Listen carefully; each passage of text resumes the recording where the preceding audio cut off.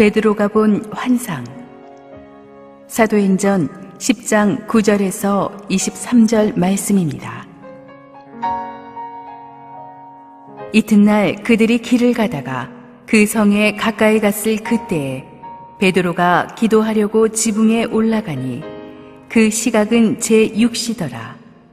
그가 시장하여 먹고자 하매 사람들이 준비할 때에 황홀함 중에 하늘이 열리며 한 그릇이 내려오는 것을 보니 큰 보자기 같고 내 귀를 메어 땅에 들이웠더라. 그 안에는 땅에 있는 각종 네 발 가진 짐승과 기는 것과 공중에 나는 것들이 있더라. 또 소리가 있으되 베드로야 일어나 잡아먹어라 하거늘 베드로가 이르되 주여 그럴 수 없나이다. 속되고 깨끗하지 아니한 것을 내가 결코 먹지 아니하였나이다 한데 또 두 번째 소리가 있으되 하나님께서 깨끗하게 하신 것을 내가 속되다 하지 말라 하더라. 이런 일이 3번 있은 후 그 그릇이 곧 하늘로 올려져 가니라. 베드로가 본 바 환상이 무슨 뜻인지 속으로 의아해 하더니 마침 고넬료가 보낸 사람들이 시몬의 집을 찾아 문 밖에 서서 불러 묻되 베드로라 하는 시몬이 여기 유숙하느냐 하거늘 베드로가 그 환상에 대하여 생각할 때에 성령께서 그에게 말씀하시되 두 사람이 너를 찾으니 일어나 내려가 의심하지 말고 함께 가라. 내가 그들을 보내었느니라 하시니 베드로가 내려가 그 사람들을 보고 이르되 내가 곧 너희가 찾는 사람인데 너희가 무슨 일로 왔느냐. 그들이 대답하되 백부장 고넬료는 의인이요 하나님을 경외하는 사람이라. 유대 온 족속이 칭찬하더니 그가 거룩한 천사의 지시를 받아 당신을 그 집으로 청하여 말을 들으려 하느니라 한데 베드로가 불러들여 유숙하게 하니라. 이튿날 일어나 그들과 함께 갈새 욥바에서 온 어떤 형제들도 함께 가니라.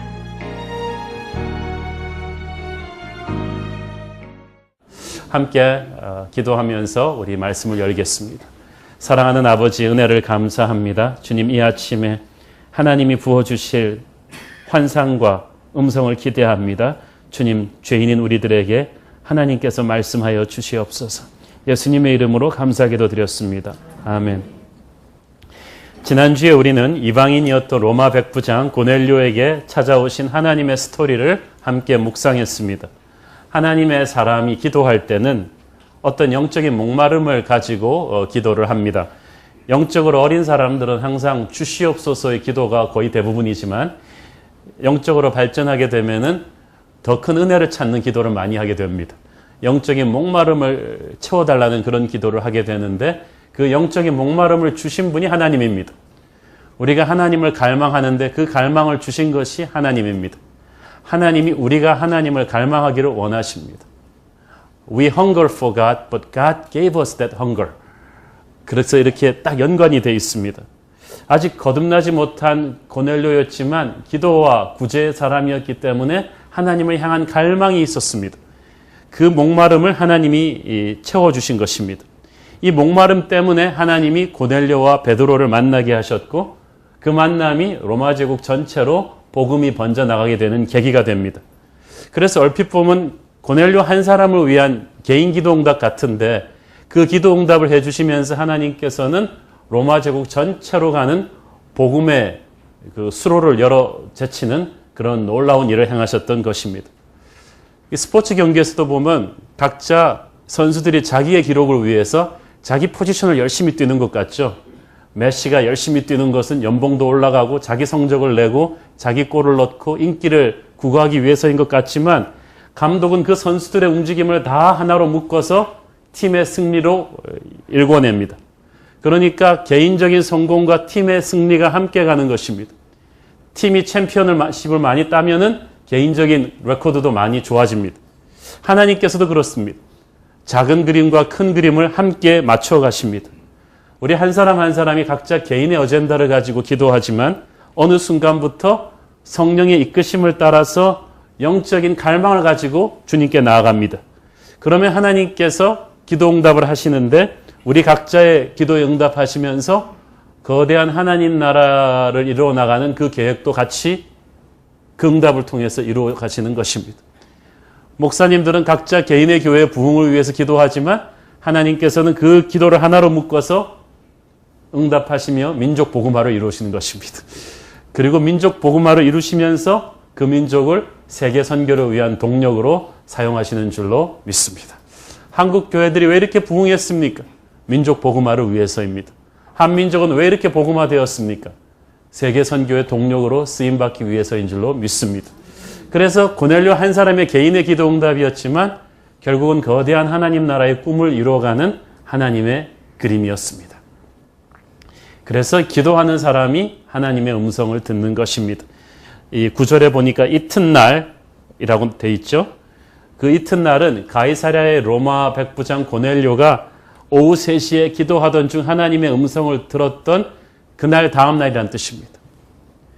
지난주에 우리가 다루었죠. 오후 3시에 하나님의 음성을 들은 뒤에 욥바에 있는 베드로를 데려오라는 음성을 들은 뒤에 고넬료가 급히 부하들을 불러서 상황을 설명해 준데 바로 출발시키죠.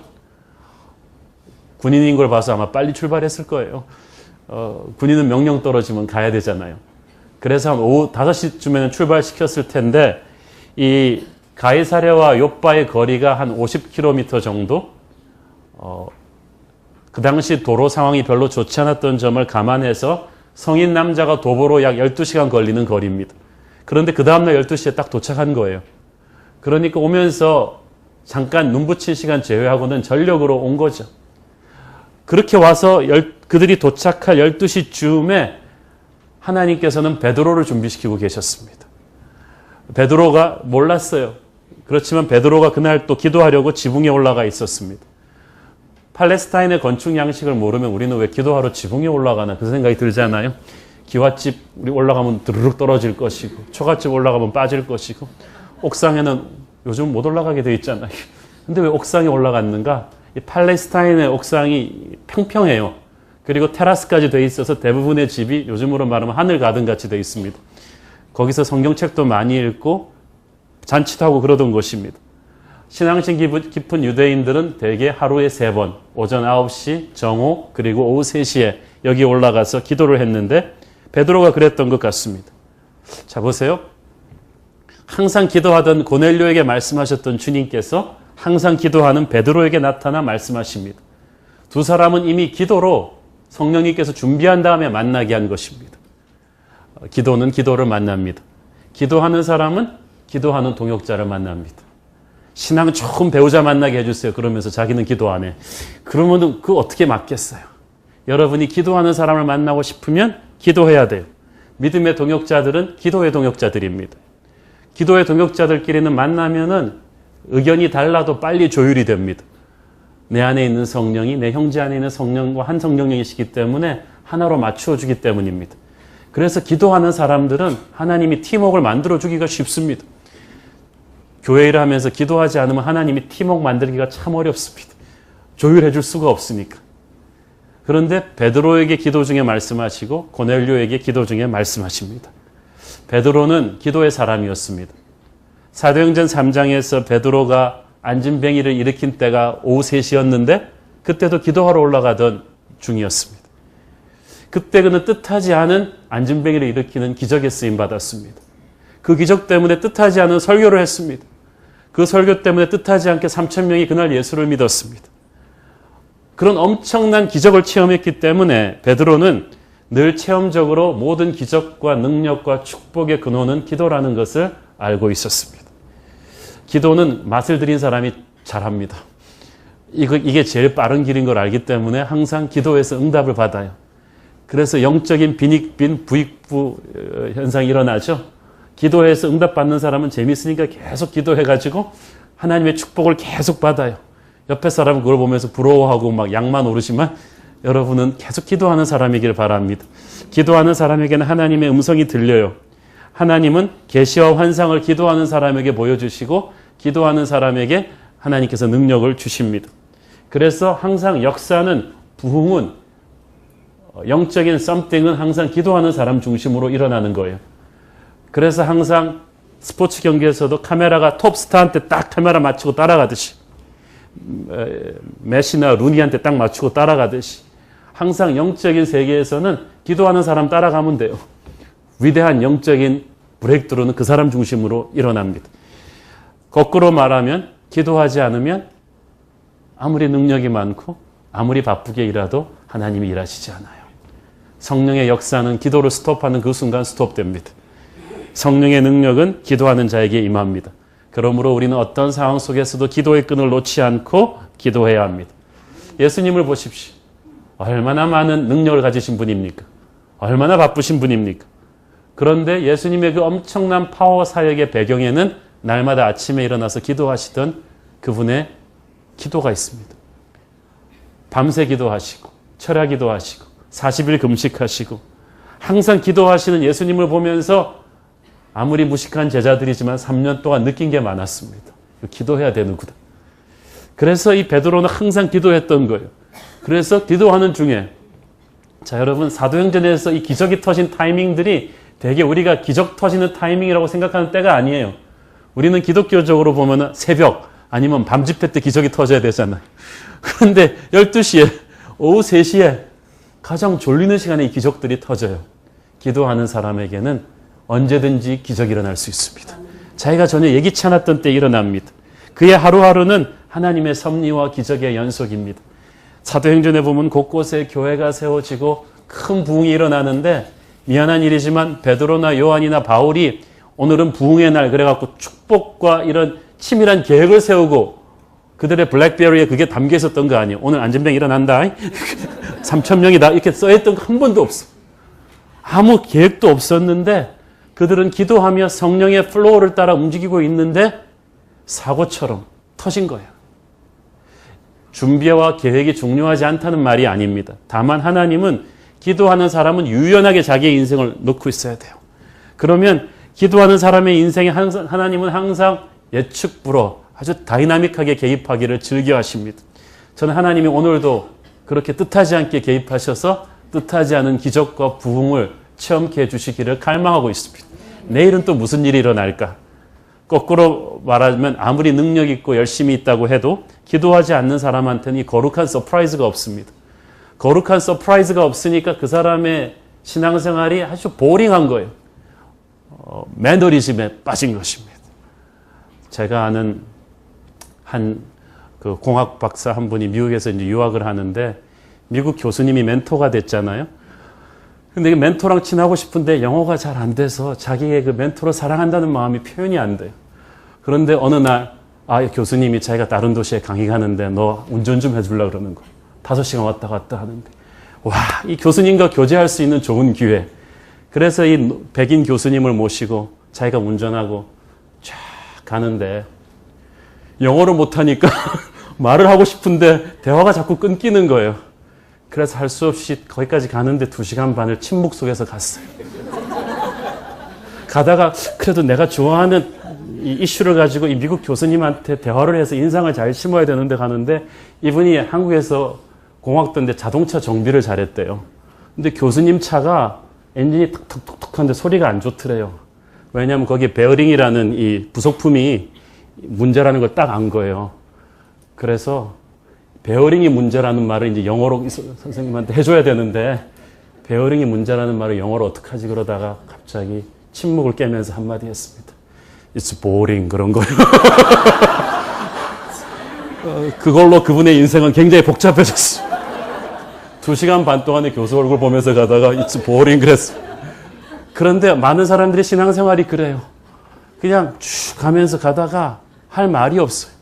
그냥 매일매일 매너리즘에 빠진 서프라이즈가 없는 하나님이 오늘도 뭐 보링 하시겠지. 오늘도 판에 박은 예배 하시겠지. 오늘도 뭐 같은 찬양 부르겠지. 기도하지 않으니까 다이나믹하게 역사하시는 성령의 움직임을 캐치하지 못하는 거예요. 기도하는 사람이 왜 자꾸 기도하는지 아세요? 응답을 받으니까 그래요. 기적을 체험하니까 하는 거예요. 부흥을 체험하니까 하는 것입니다. 사도행전은 성령행전이고 기도행전입니다. 기도하는 사람이 성령의 능력을 받고 능력을 받는 사람이 부흥을 이뤄내요. 많은 제가 아직 젊지만 더 젊은 목회자 후배들이 목회 교회 개척을 해야 하느냐, 뭐 어떻게 해야 되느냐 상담을 해오면 꼭 제가 그걸 물어봅니다. 너는 성령의 불을 받아야 된다. 성령의 불을 체험한 목회자만이 부흥을 이뤄낼 수 있다. 아무리 열악한 환경에 던져놔도 불을 가진 사람은 반드시 부흥합니다. 사람이 산골 골짜기라도 사람이 찾아가요. 성령의 불이 없으면 아무리 좋은 환경에다 갖다 줘도 그 목사는 아무것도 못합니다. 기도하는 사람이 성령의 불을 받고 성령의 불을 받는 사람은 기적을 체험합니다. 우리 교회 부흥 뒤에는 수많은 기도 용사들의 기도가 있었습니다. 특별히 초창기부터 새벽 기도의 자리를 함께 지켜준 우리 목회자 성도님들께 감사하고 싶습니다.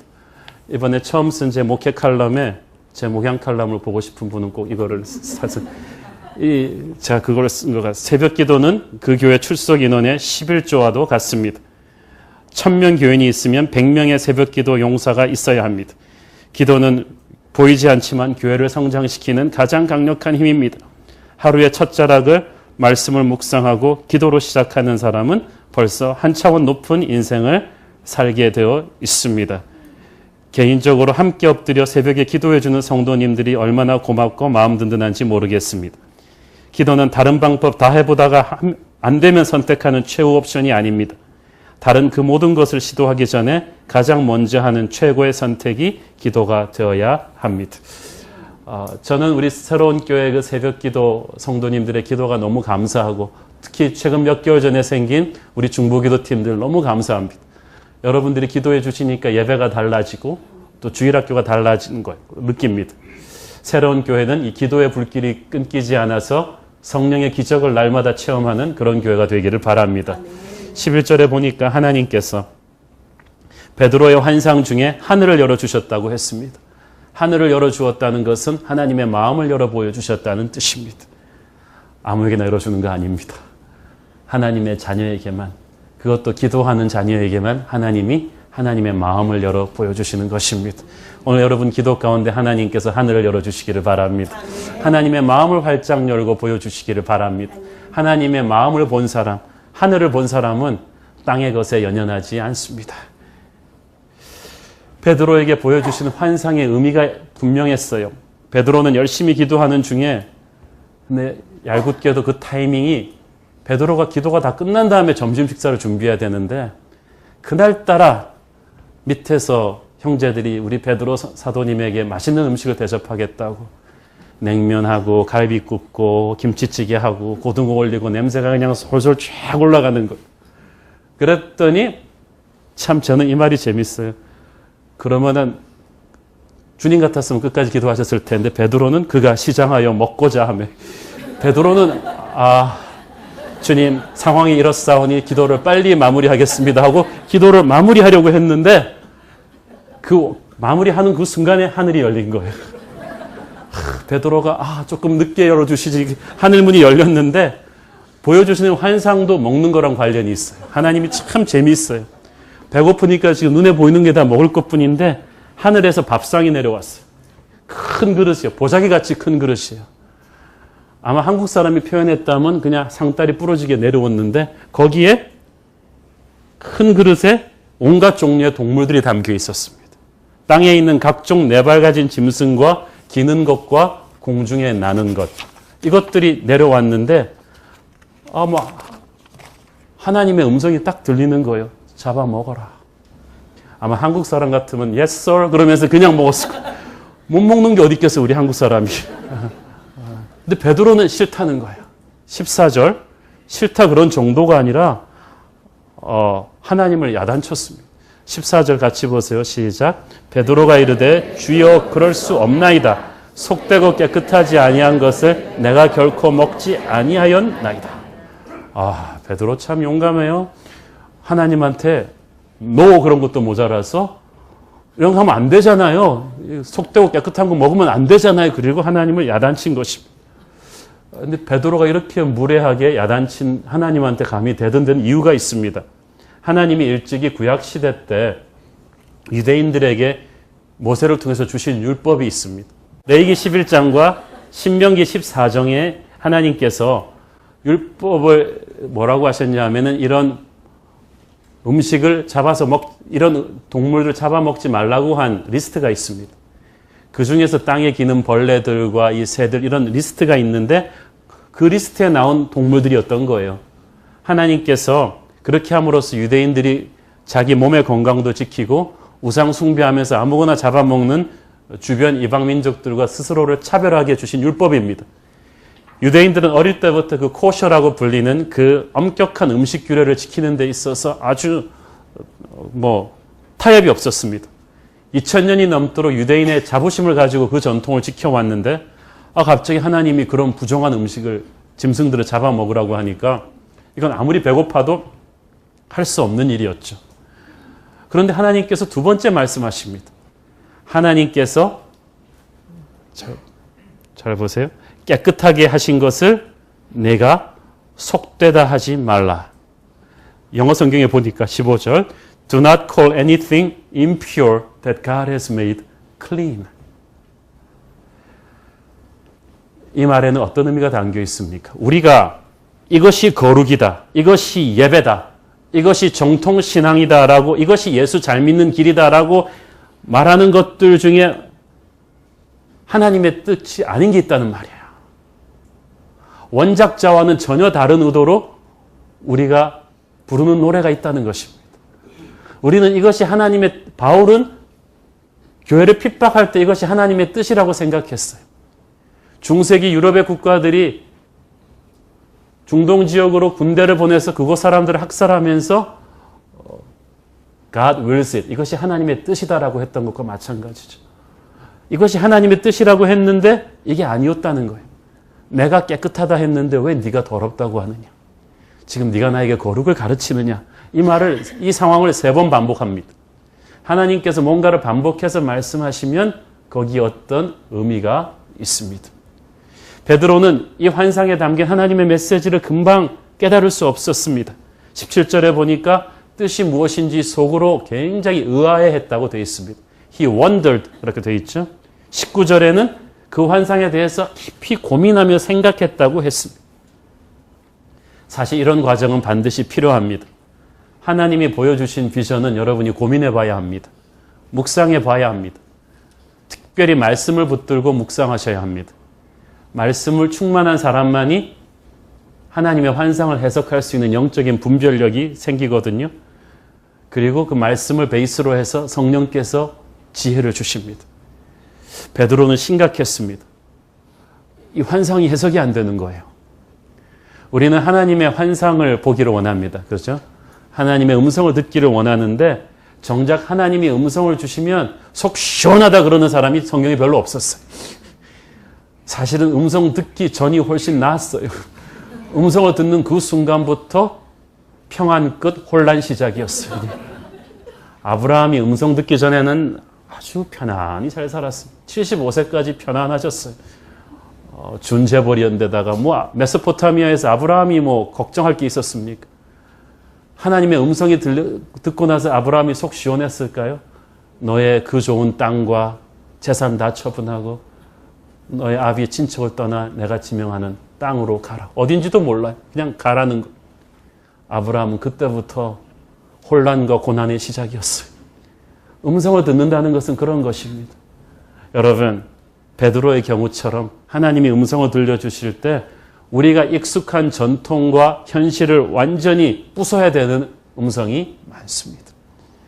나의 신학적인 어떤 익숙해진 백그라운드를 깨야 되는 경우도 있습니다. 전통 장로교에서 자란 분은 우리 교회 와서 이 찬양할 때 손 드는 거 익숙하지 않죠. 그것도 여러분 버전에 이 동물을 잡아먹으라 그런 거 똑같은 거예요. 주여 그럴 수 없나이다. 내가 속된 것을 먹지 아니하였나이다. 손 드는 게 속된 거라고 생각하는 분이 있었죠. 그런데 어느 순간에 하고 있잖아요. 어떤 교회에서는 아직도 방언하는 것, 이런 것은 거룩이 아니라고 합니다. 교회에서 어떻게 밴드가 찬양을 하냐? 어떻게 목사님들이 양복을 안 입고 설교할 수가 있냐? 우리가 생각하는 공식들이 있는데 성령의 시대에 이게 하나하나 깨지는 거예요. 부정한 짐승을 먹지 말라는 율법은 하나님 자신이 주신 것인데 어떻게 이걸 깨는 말씀을 하실 수가 있는가? 그래서 베드로가 주여 안 됩니다라는 말을 한 것입니다. No Lord. 이 두 말은 양립할 수가 없는 말 아니겠습니까? 주여는 주인님이란 뜻이에요. 절대 복종이에요. 주여라고 하지 말든지 노라고 하지 말든지 이 두 개를 붙여서는 할 수 없어요. 여러분이 제일 하나님이 황당해 하시는 말씀이 주님 싫어요 이거예요. 주인님이라고 부르지를 말든지 주님이라고 불렀을 때 거절은 옵션이 아닙니다. 해야 돼요. 그런데 베드로는 주님 싫다 그랬어요. 그것은 악해서가 아니라 영적으로 무식해서 그래요. 이해가 안 되는 거죠. 왜 하나님이 주신 율법을 하나님이 깨라고 하나? 베드로가 이해하지 못했던 것은 이 환상에 담긴 유대인과 이방인이 하나가 되는 하나님의 메시지를 못 잡은 거예요. 베드로가 이해하지 못했던 것은 하나님은 살아계신 하나님이시라는 것입니다. 날마다 새로우신 하나님이십니다. 그 하나님은 항상 우리를 성장시켜 가시고 변화시켜 가시는 분이십니다. 하나님은 살아계십니다. 석가가 훌륭한 말 많이 했죠. 그러나 석가는 죽고 그 말은 인쇄물에 담겨 있는 것으로 끝입니다. 석가는 더 이상 우리에게 말하지 않습니다. 공자가 좋은 말 많이 했죠. 그렇지만 공자는 죽었습니다. 우리 주님만이 살아계십니다. 주님은 2000년 전에 말씀하신 그 주님이 지금도 살아서 말씀하고 계십니다. 하나님은 움직이시는 거예요. 우리를 그리고 성장시켜 가시고 변화시켜 가십니다. 아이들이 어릴 때는 굉장히 세밀하게 부모가 잔소리를 많이 해서 가르칩니다. 학교 갈 때는 이렇게 옷 입고 가고 길 건널 때는 빨간불 스톱하고 옆에 전후 좌우 보고 건너고 잔소리가 굉장히 많은데 아이들이 점점 커지면 큰 지침만 주고 점점 풀어주고 믿어줘야죠. 아기 때는 우유 먹이고 그 다음에는 이유식 먹이고 그 다음엔 딱딱한 음식을 주듯이 하나님이 이스라엘도 그렇게 다루십니다. 이스라엘이 믿음이 어렸을 때는 부정한 동물 먹지 말라, 이거 하지 말라, 이렇게 하지 말라 하고 모세를 통해서 아주 세심하게 딱 잡으셨어요. 어릴 때는 엄하게 그렇게 촘촘하게 가르쳐야 되는 거예요. 그런 동물들을 먹는 이방인들과 교류함으로써 너희들이 도덕적으로 타락하지 말라는 것입니다. 믿음이 어리니까. 그러나 예수님의 십자가와 부활 사건 이후에 성령의 시대가 열린 이때는 너희들은 이제 이스라엘이 영적인 장자로서 행동하기를 원하셨습니다. 이제 새로운 차원의 사명을 주기를 원하셨어요. 베드로의 환상에 나오는 먹을 수 없다고 생각했던 부정한 동물들은 유대인들이 구원받을 수 없다고 생각했던 이방인들을 상징합니다. 하나님이 그 부정한 음식을 먹으라고 하셨다는 것은 이제 너희들이 영적인 장자가 되어서 하나님 나라의 장자가 되어서 이방인을 품어라. 그들에게 복음을 전해라. 세례를 받게 해라. 성령을 받게 해라. 하나님 나라의 형제 식구들이 되어라. 그리고 세계를 복음화시키는 동역자들이 되어라 하는 거예요. 하나님이 구원한 이 열방의 백성들을 너희들이 옛날의 율법적인 시각으로 더 이상 무시해서는 안 된다는 것입니다. 부정한 음식들로 여겨지던 동물들을 먹으라는 것은 이방인들에 대한 너의 선입관을 깨버리라는 거예요. 다리가 아플 때는 목발로 걸어요.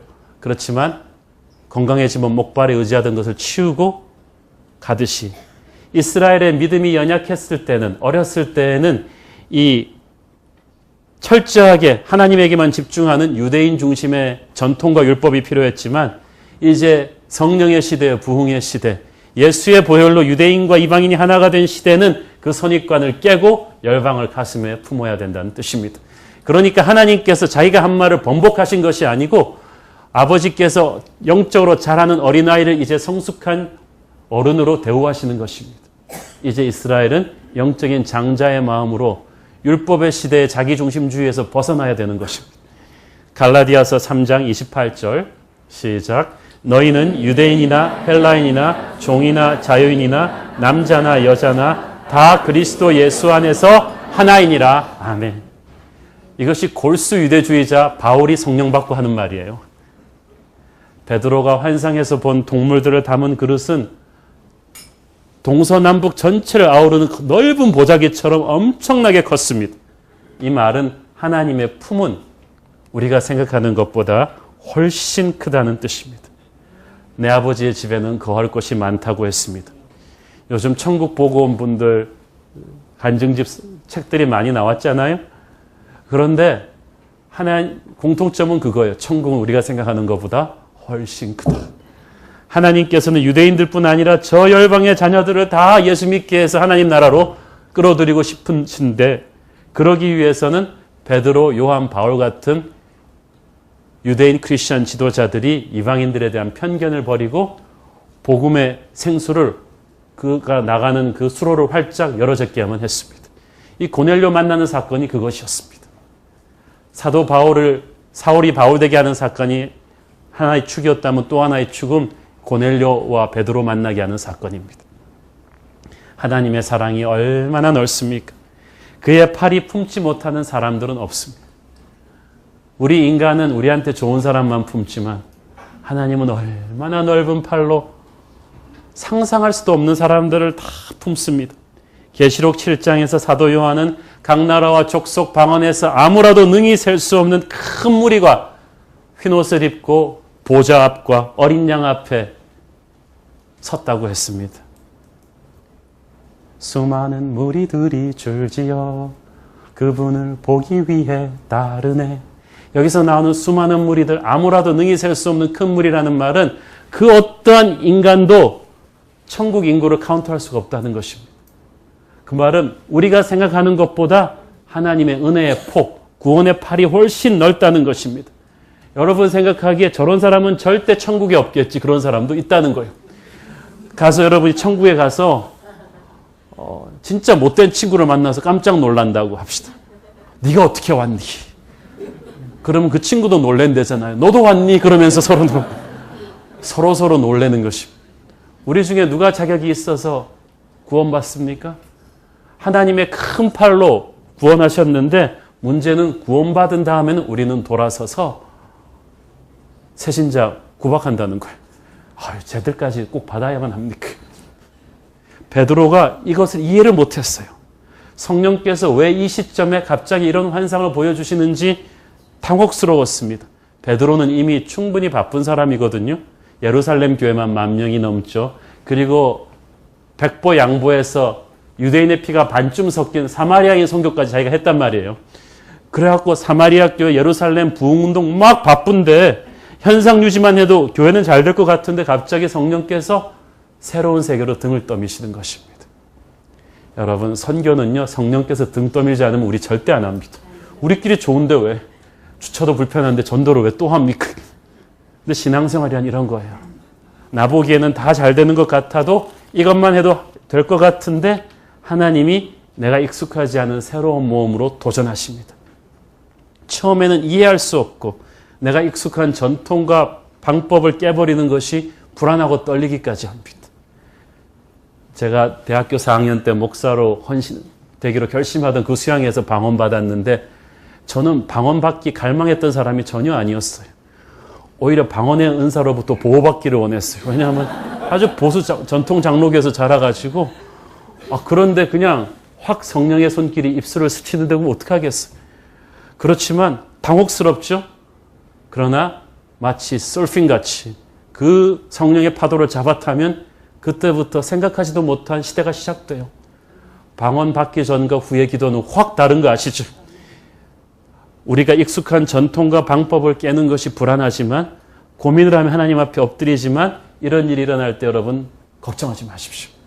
오히려 이런 일이 일어난다는 것이 여러분의 신앙이 살아있다는 증거예요. 살아있으면 괴롭고 꿈틀거리고 아픔을 느끼고 고민하는 것. 아무 고민과 꿈틀거림이 없다면 그건 무덤이죠. 여러분이 살아있어요. 신앙이 살아있고 하나님과의 교제가 다이나믹하니까 하나님이 계속 새로운 도전을 주시고 그때마다 충격과 혼란이 옵니다. 하나님은 크고 강하신 분이지만 우리는 작고 약해요. 그분의 음성을 들을 때 우리가 어떻게 불안하지 않을 수 있겠어요? 어떻게 불안과 걱정이 없겠어요? 그러나 걱정하지 마십시오. 하나님과 함께하는 모험은 처음에는 두렵고 떨리지만 그분의 손을 잡고 쫙 가면 전혀 다른 세계입니다. Your life will never be the same again. 전에와는 전혀 다른 차원의 인생을 살게 되는 것입니다. 하나님은 하나님의 자녀를 너무 오래 또 이런 혼란 속에 버려두시지도 않아요. 성령께서 또 와서 해석을 해주십니다. 내가 처한 상황 속을 통해서 성령께서 인도하시는데 거기에 해석이 있습니다. 19절을 보십시오. 19절 같이 읽겠습니다. 시작. 베드로가 그 환상에 대하여 생각할 때에 성령께서 그에게 말씀하시되 두 사람이 너를 찾으니. 자, 보세요. 이 환상을 보고 혼란스러워하던 딱 때에, 그때에, 성경에서 그때라는 말이 나오면 굉장히 잘 봐야 합니다. 타이밍이 굉장히 중요해요. 여러분, 저는 인생의 모든 것은 타이밍이라고 생각합니다. 지혜 있는 부하는 타이밍을 잘 맞춰서 결제받으러 가지고 좋은 타이밍이 중요한데 이 타이밍에 사자들이 도착했다. 그리고 이때 성령께서 말씀하셨다. 성령께서는요, 환상의 의미를 깨달을 수 있도록 해석을 해주시는데 직접 말씀하시기도 하지만 그 상황을 통해서 말씀해 주십니다. 성령이 은혜로 주시는 환상은 성령이 해석을 해 주십니다. 여러분이 성령 충만하다면 걱정하지 마십시오. 조금만 시간 지나면 해석이 됩니다. 성령의 사람이 해석할 수 없는 환상은 성령이 주신 환상 아닙니다. 그걸 믿으셔야 합니다. 두려워하지 마십시오. 고린도전서 2장 10절 12절 보겠습니다. 시작. 오직 하나님이 성령으로 이것을 우리에게 보이셨으니 성령은 모든 것 곧 하나님의 깊은 것까지도 통달하시느니라. 사람의 일을 사람의 속에 있는 영 외에 누가 알리오? 이와 같이 하나님의 일도 하나님의 영 외에는 아무도 알지 못하느니라. 우리가 세상의 영을 받지 아니하고 오직 하나님으로부터 온 영을 받았으니 이는 우리로 하여금 하나님께서 우리에게 은혜로 주신 것들을 알게 하려 하심이라. 아멘. 하나님이 여러분에게 은혜로 주신 것을 해석할 수 있는 능력이 바로 성령이십니다. 그래서 여러분 이 짧은 본문에서 어떻게 설교가 나올까요? 성령께서 풀어주시는 거예요. 성령 충만한 설교자의 설교는 다르죠. 성령을 통해서 우리는 환상을 해석합니다. 저는 여러분 생애 가장 중요한 순간에 성령께서 여러분에게 말씀하시기를 바랍니다. 이 고넬료의 사자들의 방문이라는 전혀 뜻밖의 상황이 발생하는데 성령께서 그때 베드로에게 또 말씀하셨다. 성령께서 환상을 풀어주신 것이 아니고 이 두 사람을 따라가라고 하셨습니다. 그것이 환상에 대한 해석의 답이 될 것이라고 하셨어요. 타이밍이 기가 막혀요. 베드로가 기도하면서 이 환상을 보지 않았으면 생전 모르는, 그것도 로마 백부장이 보낸 부하 따라 순순히 갈 성격의 사람이 아니잖아요. 베드로가 겟세마네에서도 어떻게 했어요? 탁 하니까 뭐 무사 누구처럼 탁 칼 빼가지고 귀를 베어버리고 성격이 이런 사람인데 마치 기다리고 있었던 것처럼. 왜냐하면 성령께서 환상 중에 베드로를 준비시킨 거예요. 하나님께서 베드로에게 환상을 보여주시며 그의 마음을 준비한 다음에 고넬료를 만나게 하셨어요. 고넬료도 환상 중에 하나님의 음성을 들었기 때문에 다음 주에 또 베드로를 만나게 됩니다. 하나님께서 베드로와 고넬료가 서로 만나기 전에 이미 기도 가운데 양쪽을 다 각각 따로 만나셔서 준비를 시킨 거예요. 하나님이 그 만남을 준비하셔서 만나게 하니까 그 만남에 엄청난 영적인 파괴력이 있는 거죠. 축복의 통로가 됩니다. 부흥의 시작이 됩니다. 거룩한 기쁨이 그 만남을 통해서 일어나게 됩니다. 사랑하는 여러분, 인생에서 만남이 얼마나 중요합니까? 헬렌 켈러가 설리반 선생을 만나지 않았다면 그 삼중 장애인이 그렇게 위대한 인물이 됐겠어요? 하나님께서는 만남을 통해서 우리를 살리기도 하시고 죽이기도 하시는데 여러분 기도하셔야 돼요. 저는 항상 모르는 사람 만나기 전에 꼭 기도하고 갑니다. 아는 사람 만나기 전에도 기도합니다. 저 사람이 어떻게 변할지 모르기 때문에 기도하고 합니다. 하나님께서 이렇게 영적으로 중지해 주신 만남은 항상 축복으로 이어져요. 잘못된 만남은 무산시켜 주시고 상처가 빨리 없어지지만 하나님께서 하나님의 사람들을 만나게 하실 때는 기도하는 사람들끼리는 그 만남이 다르다는 거예요. 여러분, 사람 만나기 전에 기도하셔야 합니다. 기도하지 않고 만나니까 청년 때는 결혼하지 못해 안달이다가 나중에는 헤어지지 못해 안달을 하잖아요. 기도하고 신랑 신부가 만나야 이게 만나면 뭔가 그 하나님이 붙여주는 뭔가가 있어요. 부모와 자식이 만날 때도 기도하고 만나야 합니다. 아기가 임신되는 그 순간부터 날마다 부모는 10달 후에 그 아기를 볼 때까지 기도하셔야 돼요. 그렇게 부모가 기도하면서 기다려서 만난 자식은 다르다니까. 여러분 기도하고 이 교회 오셨죠? 기도하고 만나는 목사와 교인은 다릅니다. 제가 아는 어떤 목사님은 굉장히 터프한 교회 당회를 이끌고 있었는데 당회 들어가기 전에 항상 우황청심환을 먹고 들어가셨다고 합니다. 그게 그분의 준비예요. 우황청심환을 먹지 말고 기도하고 들어가야죠. 우황청심환은 먹어도 혈압 오릅니다. 그렇지만 기도하고 만나면 달라요. 기도한 사람들끼리 회의하면 달라요. 저는 여러분의 모든 만남이 기도로 준비되기를 바랍니다. 그러면 고넬료와 베드로의 만남처럼 되는 거예요. 하나님께서 하나님의 사람들을 기도 가운데서 만나게 하시는 타이밍이 얼마나 놀라운지 몰라요.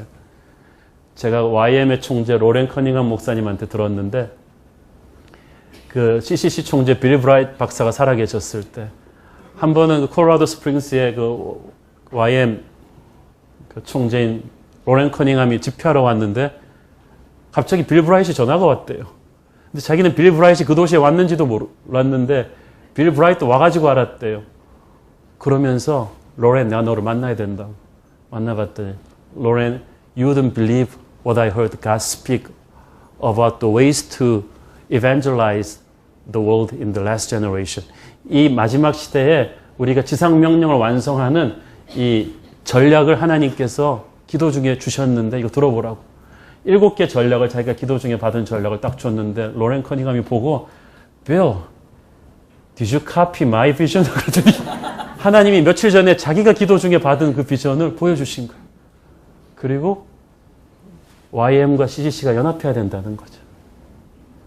몇 년 있다가는 아이합의 마이클 비클에게 하나님의 음성이 왔습니다. YM의 로렌 커닝엄을 만나라. YM은 선교단체인데 아이합은 기도와 예배단체예요. 그리고 서로 좀 보통 그런 단체들끼리는 안 좋아해요. 니들은 선교를 안 한다 그러고 니들은 기도가 없다 그러고 그런데 그걸 하나님이 함께 만나게 하신 거예요. 그거를 의도적으로 서로 연합한 게 아니고 하나님이 기도 중에 만나라고 했기 때문에 그래서 아이합에서는 YM에다 큰 헌금도 하고 이거는 아무 조건 없이 주는 돈이니까 써라. 그리고 서로 스텝을 교류하는 그런 일이 일어난 것입니다. 사랑하는 여러분, 이 마지막 시대에 저는 우리가 교단과 교파를 초월해서 하나님의 음성을 듣고 서로 만나서 협력해야 된다고 믿습니다. 그런 일들이 우리 사이에도 일어날 것입니다. 베드로가 기도 중에 신비한 환상을 보고 고민하던 그때 고넬료의 사자들은 도착하고 그때 성령께서는 베드로에게 말씀하시고 이 세 가지 일들이 한꺼번에 일어났다는 사실이 우연일까요? 하나님께서는 기도하는 사람에게 다이렉트로 말씀을 주시기도 하지만 그에게 일어나고 있는 상황을 통해서 응답을 주시기도 하십니다. 그러니까 이 성령의 사람에게는 보이는 세계와 보이지 않는 영적인 세계가 연결되어 있어요. 여러분이 기도하고 나서 눈 뜨고 나가서 그날 만나는 사람들은 우연이 아니에요. 눈 뜨고 나서 기도 안 할 때 여러분이 살면서 보는 뉴스, 여러분에게 일어나는 어떤 사건, 어떤 시간에 누구를 어떻게 만나느냐 하는 것은 다 하나님의 메시지예요. 하나님의 섭리가 있습니다. 하나님은 우리를 스치는 모든 사람을 통해서 말씀하고 계십니다. 사랑하는 여러분, 그러므로 기도하셨다면 기다리셔야죠. 그 응답을 하나님께서 오늘 내가 눈 뜨고 스치는 모든 사람을 통해서 주고 계시다고 믿으셔야죠. 이 설교도 오늘 누군가의 기도 응답인 줄로 믿습니다. 예. 기도하는 마음으로 귀를 활짝 열어놓고 있다면 여러분은 환경 속에서 역사하시는 하나님의 메시지를 들을 수 있습니다. 이 무선 인터넷도 와이파이가 되는 공간에 들어가야 되듯이 이 은혜의 공간, 이 예배의 공간은 그런 것입니다. 오늘 하나님의 음성이 여러분에게 영적인 와이파이 전에 들어온 것처럼 잘 들리기를 바랍니다. 주님, 우리가 오늘도 말씀과 기도로서 주님 음성 듣고 오늘 상황 속에서 말씀하시는 주님의 음성 듣게 하여 주옵소서. 오늘 나와 함께를 어떤 동역자를 만나게 하시고 내 인생에 스치는 모든 사람들이 고넬료와 베드로의 만남처럼 축복의 만남 되게 하여 주십시오. 주님, 내가 과거의 선입관과 편견을 버리게 하여 주시고 익숙한 과거에 안주하지 않게 하여 주시고 오늘도 나를 새로운 믿음의 장로로 깨워주시고 인도하여 주시옵소서. 그것이 저와 여러분의 기도이기를 바랍니다. 기도하겠습니다. 사랑하는 아버지, 은혜를 감사합니다. 오늘도 우리에게 꿈과 환상 주시고 기도 가운데 말씀하시는 주님을 찬양합니다. 우리의 인생을 하나님의 차원으로 인도하여 주옵소서. 예수님의 이름으로 기도드렸습니다. 아멘.